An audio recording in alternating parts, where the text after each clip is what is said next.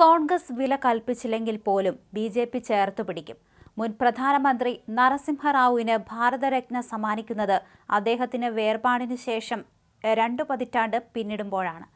കർപ്പൂരി താക്കൂറിനും മുൻ പ്രധാനമന്ത്രി ചരൺ സിംഗിനും, എൽ.കെ. അദ്വാനിക്കും, കാർഷിക ശാസ്ത്രജ്ഞർ എം.എസ്. സ്വാമിനാഥനും ഒപ്പം പരമോന്നത സിവിലിയൻ ബഹുമതി നരസിംഹറാവുവിനും സമ്മാനിക്കുമ്പോൾ ബി.ജെ.പി. നൽകുന്ന രാഷ്ട്രീയ സന്ദേശം വ്യക്തമാണ്.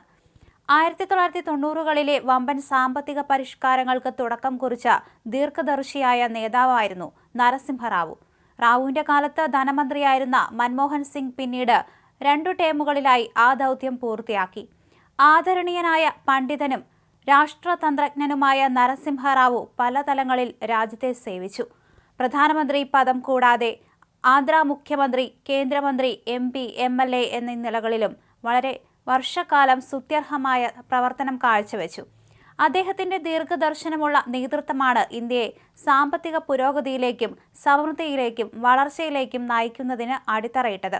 പ്രധാനമന്ത്രി എക്സിൽ കുറിച്ചു. ആഗോള വിപണിയിലേക്ക് ഇന്ത്യയെ തുറക്കുന്നതിനും സാമ്പത്തിക വികസനത്തിന്റെ പുതുയുഗത്തിന് തുടക്കം കുറിക്കുന്നതിനും അദ്ദേഹം പ്രധാനമന്ത്രിയായിരിക്കെ നടപടികൾ സ്വീകരിച്ചു. രാജ്യത്തിന്റെ വിദേശ നയത്തിനും ഭാഷ, വിദ്യാഭ്യാസം, സംസ്കാരം എന്നീ മേഖലകൾക്കും അദ്ദേഹം വിലപ്പെട്ട സംഭാവനകൾ ചെയ്തെന്നും മോദി അനുസ്മരിച്ചു. ഈ വർഷത്തെ ദേശീയ പുരസ്കാരങ്ങൾ ബി.ജെ.പിയുമായി സഖ്യത്തിലല്ലാത്ത സംസ്ഥാനങ്ങൾക്കും പാർട്ടികൾക്കും നൽകുന്ന സന്ദേശം ഇതാണ്. അർഹതയുണ്ടായിട്ടും സ്വന്തം പാർട്ടിക്കാർ അംഗീകാരം നിഷേധിച്ച വ്യക്തിത്വങ്ങളെ ബി.ജെ.പി. ബഹുമാനിക്കുകയും ആദരിക്കുകയും ചെയ്യും. കോൺഗ്രസിനെ പ്രതിനിധീകരിച്ച് പ്രധാനമന്ത്രിയായ നരസിംഹറാവുവിന് ഭാരതരത്ന സമ്മാനിക്കുന്നതിലൂടെ ബി.ജെ.പി. തെലുങ്കു വികാരത്തെയാണ് എത്തിപ്പിടിക്കാൻ ശ്രമിക്കുന്നത്.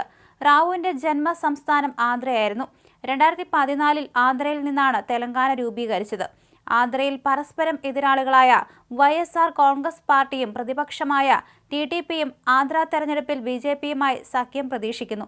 അതേസമയം അയോധ്യ രാമക്ഷേത്രവുമായി ബന്ധപ്പെട്ട വിവാദ നിലപാടുകളുടെയും അഴിമതി ആരോപണങ്ങളുടെയും പേരിൽ കോൺഗ്രസ് അകറ്റി നിർത്തിയ റാവുവിനെ ആദരിക്കുക വഴി ബി.ജെ.പി. കോൺഗ്രസിന് മങ്ങലേൽപ്പിക്കാൻ നോക്കുകയാണെന്നും ചില രാഷ്ട്രീയ നിരീക്ഷകർ കരുതുന്നു. പ്രധാനമന്ത്രിമാരുടെ പേര് പറയുമ്പോൾ ആ പട്ടികയിൽ കോൺഗ്രസ് മനഃപൂർവ്വം മറക്കുന്ന പേരാണ് റാവുവിൻ്റേത്. വ്യാഴാഴ്ച നടത്തിയ പ്രസംഗത്തിൽ റാവുവിന്റെ മരണത്തെക്കുറിച്ച് പ്രധാനമന്ത്രി പരാമർശിച്ചിരുന്നു. റാവുവിനോട് കോൺഗ്രസ് അനാദരവ് കാട്ടിയെന്ന് അദ്ദേഹം കുറ്റപ്പെടുത്തി. 2004 ഡിസംബറിൽ റാവു മരണമടഞ്ഞപ്പോൾ അദ്ദേഹത്തിന്റെ മൃതദേഹം ഡൽഹിയിലെ കോൺഗ്രസ് ആസ്ഥാനത്ത് പൊതുദർശനത്തിന് വച്ചിരുന്നില്ല. തന്റെ പിതാവിന് വൈകി വന്ന ബഹുമതി തന്നെ വികാരഭരിതനാക്കുന്നുവെന്ന് ബി.ജെ.പി. നേതാവായ റാവുവിന്റെ മകൻ എൻ.വി. സുഭാഷ് പറഞ്ഞു. കോൺഗ്രസുകാരനായിരുന്നിട്ടും പ്രധാനമന്ത്രി അദ്ദേഹത്തിന് ഭാരതരത്ന സമ്മാനിച്ചു. ഇപ്പോൾ ഞാൻ യു.പി.എ. സർക്കാരിനെ പഴിക്കുന്നു, വിശേഷിച്ചും ഗാന്ധി കുടുംബത്തെ. 2004 മുതൽ 2014 വരെ യു.പി.എ. സർക്കാരിലായിരുന്നല്ലോ അധികാരത്തിൽ. അന്ന് റാവുവിന് ഭാരതരത്നയോ മറ്റ് പുരസ്കാരങ്ങളോ സമ്മാനിച്ചില്ല എന്നത് പോകട്ടെ. കോൺഗ്രസ് പാർട്ടിയുടെ പരാജയങ്ങൾക്കെല്ലാം നരസിംഹറാവുവിനെ ബലിയാടാക്കി എൻ.വി. സുഭാഷ് കുറിച്ചു.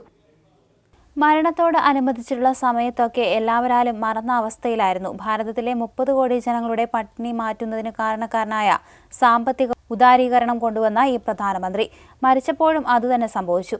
മൻമോഹൻ സിംഗ് ഒഴികെയുള്ള പ്രമുഖ നേതാക്കൾ ആരും അദ്ദേഹത്തിന്റെ സംസ്കാര ചടങ്ങിൽ പങ്കെടുത്തില്ല. ചിതയ്ക്ക് തീയും കൊളുത്തി കോൺഗ്രസ് നേതാക്കൾ എല്ലാവരും സ്ഥലം വിട്ടു. രാത്രിയായതോടെ മൃതദേഹം പാതി കത്തിയ നിലയിൽ കിടക്കുന്നതിന്റെ വിഷ്വലുകൾ ആന്ധ്രയിലെ പ്രാദേശിക ചാനലുകൾ പുറത്തുവിട്ടു.